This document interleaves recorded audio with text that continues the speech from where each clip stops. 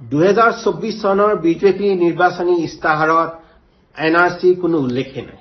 তাৰমানে বিজেপিৰ এজেন্ডাত এতিয়া এনআৰসি বা বিদেশী খেদাটো এজেন্ডাত নাই অথচ এজেন্ডাত আছে কা বিদেশী আনিবহে বিদেশী নেখেদে কিন্তু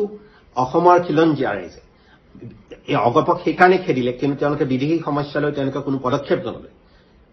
मोदी डांगरिया 2014 चনৰ একমাত্ৰ বাক্যত যে 16 मई के बाद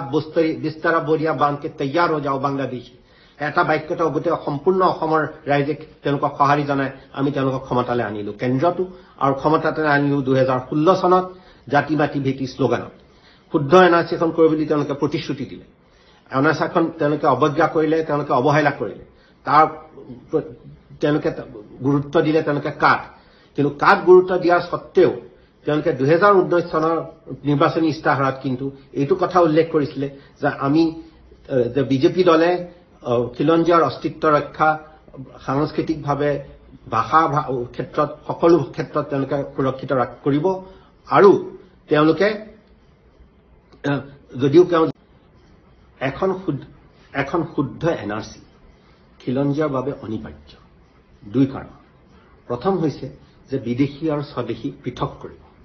দ্বিতীয়তে এখন শুদ্ধ এনআৰসিয়ে এটা ডেটাবেছ দিব তথ্য দিব যে যিসকল 1951 চনত অসমত নাগৰিক আছিল আৰু অসমৰ বাসিন্দা আছিল তেওঁলোকক ভিত্তি কৰি পেলাই এটা আইনী ৰক্ষা কবচ দিব পাৰিব যিটো আছিল 6 নম্বৰ দফা অসম চুক্তি 6 নম্বৰ দফাৰ লক্ষ্য আৰু সেই অনুসৰি অসম চুক্তি 6 নম্বৰ দফাৰ অনুসৰি কমিটি গঠন কৰা হ'ল যে 2020 চনত তেওঁলোকে প্ৰতিবেদন দিলে যে 1951 চনৰ এনআৰসি খনৰ যিসকলৰ নাম আছে তেওঁলোকৰ উত্তৰাধিকাৰীৰ কাৰণে অসমৰ সকলো সম্পদ ভূমি চাকৰি ইত্যাদি সংৰক্ষিত বা সুৰক্ষিত কৰা হ'ব এনেকুৱা এটা প্ৰস্তাৱ মইও যেতিয়া সুপ্ৰিম কোৰ্টৰ মই কমিশন আছিলো 2015 চনত সেই ধৰণে মই এটা প্ৰতিবেদনৰ প্ৰস্তাৱ দিছিলো এতিয়া এনআৰচিখন যি সম্পূৰ্ণ এতিয়া বাদ দিলে এতিয়া তাৰ কোনো এজেন্ডা নাই তাৰ মানে আমাৰ এটা বিদেশী আমাৰ ইয়াৰ পৰা নাযায় এটা বিদেশী কাৰ দ্বাৰা আনিব এতিয়া আমি যদি প্ৰকৃতাৰ্থত আমি চাওঁ অসম আন্দোলন কৰি আমি লোকচানত থাকিলো আমি অসম আন্দোলন কৰি অসম চুক্তি কৰি 23 বছৰৰ বিদেশী বুঝা অতিৰিক্ত বুঝা ললো আন ৰাজ্যত বিদেশী চিনাক্তকৰণৰ ভিত্তি বৰ্ষ হৈছে 1948 কিন্তু অসমত আমি অসম চুক্তি কৰি 1971 চন ললো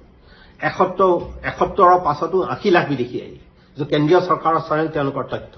সেই 80 লাখ বিদেশীও এনআৰসি চিনাক্ত নহল সেই 80 লাখ বিদেশী চিনাক্ত কৰা যোনটো প্ৰক্ৰিয়া আছে এনআৰসি পুনৰীক্ষণ কৰি পেলাই সেইটো নকৰি পেলাই কাক বেছি গুৰুত্ব দি পেলাই কাৰ দ্বাৰা এতিয়া আমি আৰু বিদেশী আৰু অতিৰিক্ত বিদেশী বুজা ললো আৰু সেই যি 6 নম্বৰ দফা অসম চুক্তি অনুসৰি আমাৰ খিলঞ্জীয়া ৰক্ষা কবচৰ যি প্ৰতিবেদন আছে সেইখিনিও আমি কাৰ্যকৰী কৰিব পাৰিলো কিন্তু সেইটোও নহল অসম আন্দোলন কৰি অসম চুক্তিৰ দ্বাৰা আমি বিদেশী চিনাক্তকৰণৰ প্ৰক্ৰিয়া এটা ন্যায়াধিকৰণ প্ৰক্ৰিয়াৰ দ্বাৰা কৰা হয় ন্যায়াধিকৰণ এটা আদালতৰ দ্বাৰা হয় কিন্তু আন কোনো ৰাজ্যত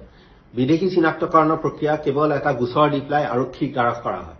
ন্যায়াধিকৰণ প্ৰক্ৰিয়াটো যেহেতু জটিল আৰু দীঘলীয়া সেইকাৰণে বিদেশী চিনাক্ত হোৱা গোটেই প্ৰক্ৰিয়াটোৱে এনেকুৱা ধৰণৰ এটা দীঘলীয়া এটা ব্যৱস্থা কৰি দিলে যে কোনো এটা চিনাক্ত নহয় আৰু চিনাক্ত হলেও তেওঁলোকৰ মানৱ অধিকাৰলৈ তেওঁলোকৰ সুৰক্ষা প্ৰদানহে কৰা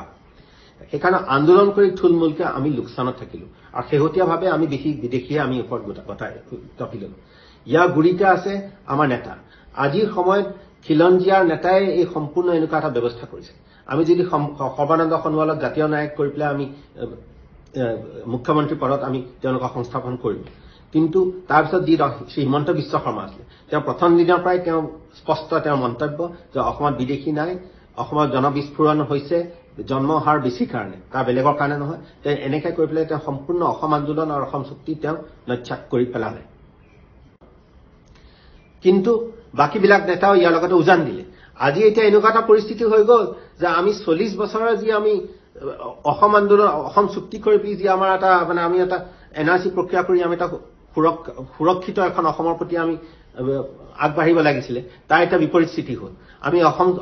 আন্দোলন কৰি পেলাই আমি বিদেশী আনিলো বিদেশী নাযায় আৰু বিদেশী আৰু খিলঞ্জীয়া এটা সাজু হ'ব লাগিব 2040 চনত সংখ্যালঘু হ'বলৈ অসমৰ অসমৰ শত্ৰু খিলঞ্জীয়াৰ শত্ৰু বাংলাদেশী নহয় আমাৰ নেতাসকলে আমাৰ খিলঞ্জীয়া নেতাসকলে যি আজি 40 বছৰে এনেকুৱা এটা ব্যৱস্থা কৰি পেলাই আজি এই পৰিস্থিতিত আমাক এনেকৈ পানীত পেলালে